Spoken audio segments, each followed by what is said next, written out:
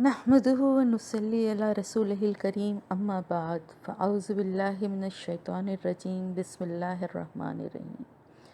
अल्लाह ताला की रहमत से आज हम सूरह फ़ातिहा की तर्जुमे और तफसीर को कर रहे हैं। अल्लाह ताला मेरे लिए और आपके लिए आसान फरमा दे और अपनी रहमत से हमें बेहतरीन अजर अता फरमाए। सूरह फ़ातिहा कुरान की पहली सूरत है। जो लोग मिडिल ईस्ट में रहे हैं वो तो इफ्ताह जानते होंगे कि दरवाज़ों के ऊपर भी वहाँ पर ये लिखा होता है, और जो नहीं रहे उनको भी पता है कि फ़तह का क्या मतलब है। फ़तह का मतलब है और इफ्ताह का मतलब है खोलना। फ़तह का मतलब है कि किसी चीज़ का इफ्तिताह करना, आगाज़ करना।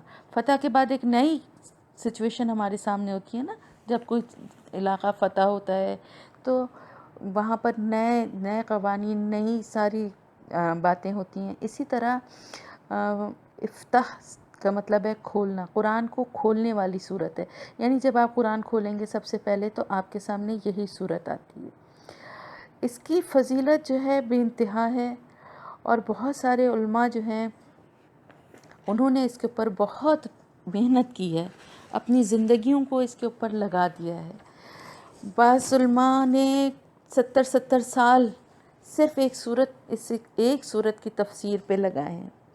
तो हम लोग इतने मुख्तसर वक्त में इसकी ना हक़ अदा कर सकते हैं, ना इसको पूरी तरह से इसको बता सकते हैं इसकी फ़जीलत को, लेकिन बहरहाल ये कोशिश है, अल्लाह ताला इसको कबूल फरमाए। ये जो सूरत है पहली सूरत है जो मुकम्मल नाजिल हुई, यानी हुज़ूर सल्लल्लाहु अलैहि वसल्लम पे सबसे पहले मुकम्मल जो सूरत नाजिल हुई वो यही है, सूरह फ़ातिहा। इससे पहले मुख्तलिफ़ सूरतों की आयत नाजिल हुई थी, सूरह अलक़ की, सूरह मुज़म्मिल की, सूरह मुदस्सिर की, मतलब कुछ आयत नाजिल हुई थी, लेकिन मुकम्मल सूरत जो नाजिल हुई वो सूरह फ़ातिहा है।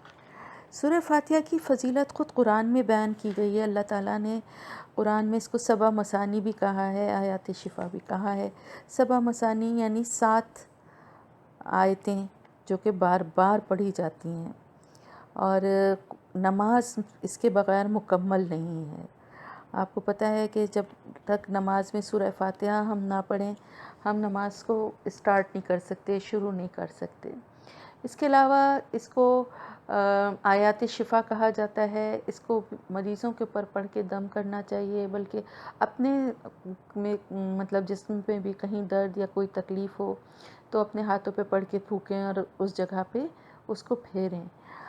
हुज़ूर सल्लल्लाहु अलैहि वसल्लम का एक वाक़या है कि एक सहाबी थे, उन्होंने कहीं सफ़र पर गए और उन्होंने वापस आकर जब बताया कि मैंने वहाँ पर किसी मरीज़ को या किसी की हालत ऐसी थी कि मैंने उसके ऊपर दम किया और वो सेहतयाब हो गया, तो हुज़ूर सल्लल्लाहु अलैहि वसल्लम ने पूछा कि तुमने क्या पढ़ के उसके ऊपर दम किया था? तो उन्होंने बताया कि मैंने सूरह फ़ातिहा पढ़ के मैंने उसके ऊपर दम किया था। तो आपके तुम्हें कैसे मालूम हुआ कि ये दम करने वाली सूरत है? तो उन्होंने कहा कि हुज़ूर सल्लल्लाहु अलैहि वसल्लम से कि मैंने तो ऐसे ही पढ़ के दम कर दिया था, लेकिन वो सेहतयाब हो गया। तो आप सल्लल्लाहु अलैहि वसल्लम ने फरमाया कि ये आयात शिफा हैं।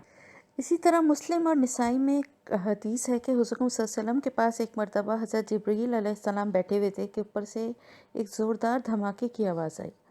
जिब्राईल अलैहिस्सलाम ने ऊपर देखकर फरमाया कि आज आसमान का वो दरवाज़ा खुला है जो कभी पहले नहीं खुला था। फिर वहाँ से एक फ़रिश्ता हुज़ूर सल्लल्लाहु अलैहि वसल्लम के पास आया और कहा, खुश हो जाइए, आपको 2 नूर ऐसे दिए गए हैं कि आपसे पहले किसी नबी को नहीं दिए गए। सूरह फ़ातिहा और सूरह बक़रा की आखिरी आयतें, उनके एक एक हर्फ पर नूर है। सही मुस्लिम में है कि हज़रत अबू हुरैरा से रवायत है कि रसूल अल्लाह सल्लल्लाहु अलैहि वसल्लम ने फरमाया कि जो शख्स अपनी नमाज में उम्मुल कुरान न पढ़े, इसकी नमाज नाक़िस है, पूरी नहीं है। तो इसको उम्मुल कुरान भी कहा गया है। सबसे बड़ी बात यह है कि सूरह फ़ातिहा जब हम पढ़ना शुरू करेंगे तो हमें पता चलेगा कि ये सरासर अल्लाह की मोहब्बत और अल्लाह के आगे झुकने और उसकी बंदगी का اظہار کرنے کا نام ہے، اور اس میں بہت مزہ ہے۔ تو ہم اعوذ باللہ من الشیطان الرجیم کیوں پڑھتے ہیں؟ کسی بھی سورت کو پڑھنے سے پہلے، قرآن کو پڑھنے سے پہلے ہم شیطان مردود سے پناہ مانگتے ہیں، کیونکہ شیطان ہر وقت ہمارے ساتھ لگا ہے اور ہمارے ہر عمل کو ضائع کرنے کی پوری کوششوں میں ہے۔ تو قرآن کو پڑھتے ہوئے ہم سب سے پہلے اللہ کی پناہ میں آ جاتے ہیں، تاکہ وہ ہم سے کوئی غلط بات ہمارے منہ سے نہ کہلوا دے، اور قرآن کو پڑھتے ہوئے ہمارا دماغ ادھر ادھر فضول باتوں کی طرف نہ جائے، اور ہم پوری یکسوئی سے ہم قرآن کو پڑھیں اور اس کو سمجھنے کی کوشش کریں۔ تو اعوذ باللہ من الشیطان الرجیم پڑھنا بہت ضروری ہے۔